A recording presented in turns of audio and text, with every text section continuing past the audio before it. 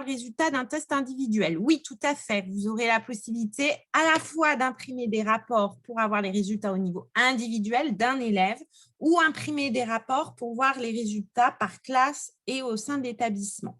Quels sont les délais entre la passation et la mise à disposition des résultats? Immédiate, puisque c'est généré automatiquement. C'est ça l'avantage de la plateforme, c'est que c'est généré tout de suite. Donc, dès que les élèves ont fini de passer les questionnaires, vous avez les rapports qui sont générés automatiquement. La passation du test, c'est ce que je disais en introduction, c'était environ 20 minutes pour la passation. Alors, pour l'instant, vous avez marqué résultat indisponible. Alors là, c'est un souci puisque normalement, ça devrait être immédiat. Moi, j'ai fait tous les tests en amont, ça marchait. Donc, est-ce qu'il y a bien, vous avez complété tout le questionnaire? Oui, oui, j'ai complété tout le questionnaire. Je vois le questionnaire, je peux aller sur le rapport, mais en fait, quand je mets rapport de résultats, je clique sur l'onglet là. Oui. Il me dit: «Erreur, résultat indisponible, génération impossible, veuillez vérifier votre saisie». Pourtant, ça a été terminé, enfin, j'ai eu même, Oui, mais alors vous le cliquez où? Parce que est-ce que vous le cliquez par rapport au résultat individuel ou par non, à par rapport à l'autre. Par Non, rapport à alors, vu que là, résultat. c'est un résultat individuel, il faut que vous alliez sur la ligne. D'accord, bon ça fonctionne. Résultat rapport. Voilà, voilà. Parce que si vous n'avez pas rentré de classe, vous ne pourrez pas imprimer le rapport de résultat. Là, c'est vraiment pour les classes. D'accord, très bien, merci. Au niveau individuel, ça reste sur cette ligne-là. C'est à ce niveau-là que ça se joue. Euh, Donc, oui, alors, Mme Perronneau, c'est peut-être la même chose. Hein.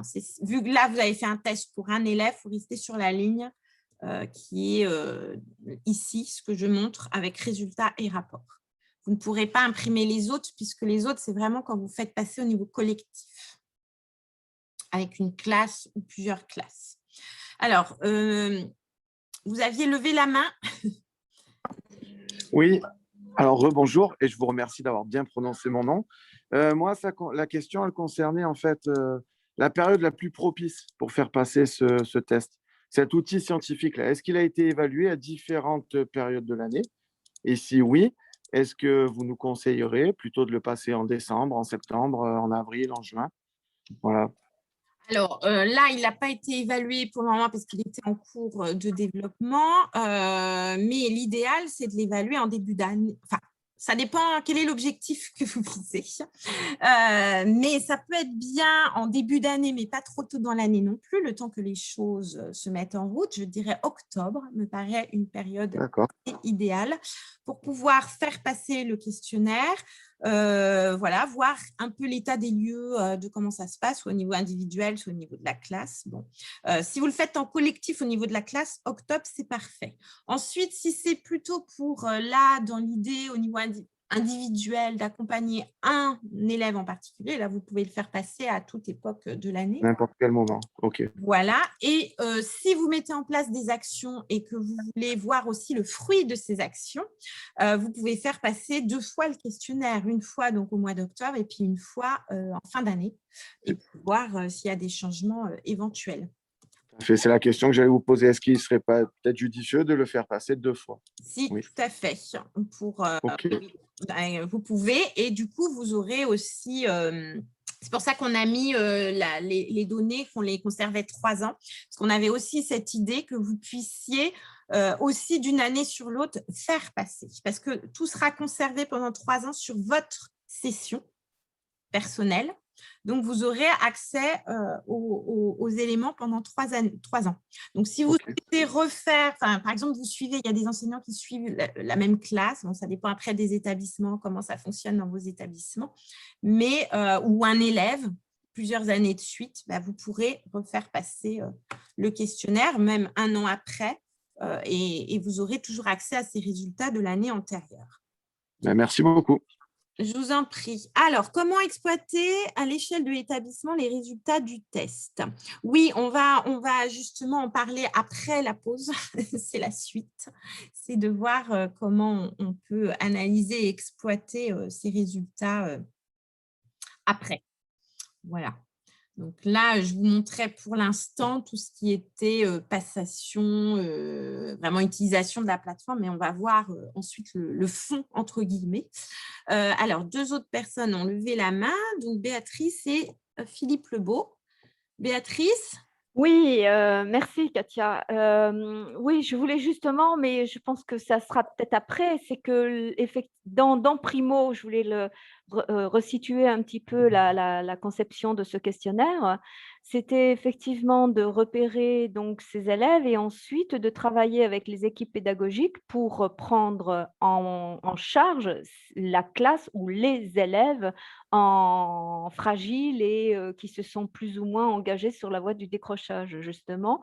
Et donc, dans Primo, effectivement, on travaille pas mal sur justement les alliances éducatives, le périscolaire, pour intervenir auprès de ce public repéré.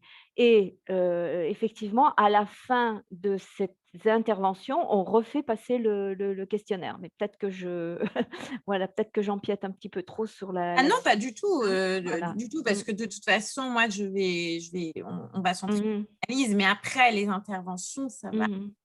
Ouais, entre voilà. guillemets, être Mmh. travaillé, voilà, en lien avec tout le monde. Oui. Oui, parce que c'est important justement de faire passer ce questionnaire, mais se poser la question en amont, pourquoi je fais passer ce questionnaire et qu'est-ce que je vais faire après des résultats et comment je vais m'y prendre. Parce que si c'est pour repérer simplement et après se dire, bon, bah voilà, je sais le degré de ma classe, etc., et rien proposer aux élèves, je pense que ça risque un petit peu de faire désordre. Voilà. Mm. Tout à fait. Mm. Merci. Et Monsieur Lebeau? Oui, bonjour. C'était une petite question aussi technique. Alors, si on ne suit pas une classe, mais on suit une même classe pendant 3 ans, parce que si c'est archivé 3 ans, il faudrait qu'on mette dans l'onglet 5A de 2020, de 2021, de 2022, parce que après, je ne sais pas si Oui. comment ça va se faire après le mixage. Si j'ai un élève de 5e en 2020, est-ce qu'il ne va pas se confondre avec celui de 2021 que j'aurai également? Voilà. Tout à fait. Bah, c'est ce qui est mis sur la plateforme. Je ne l'ai pas montré, mais quand vous allez rentrer la classe, on vous suggère justement de rentrer l'année pour ne pas être perdu. Voilà, donc de mettre effectivement l'année correspondante. Ouais. Bon, après, c'est un bon outil pour ceux qui vont gérer cela. Merci. Merci.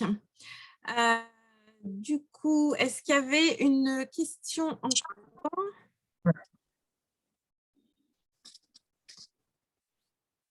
Est-ce qu'il y a d'autres questions? Non? Très bien. Dans ce cas, je vous propose de faire une pause et qu'on se rejoigne dans 10 minutes, un quart d'heure pour voir la suite, justement. L'analyse et puis l'exploitation. Donc, à tout de suite.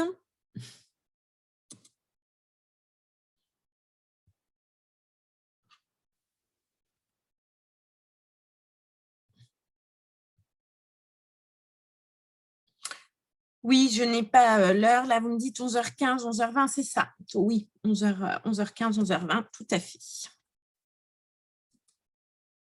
À tout de suite.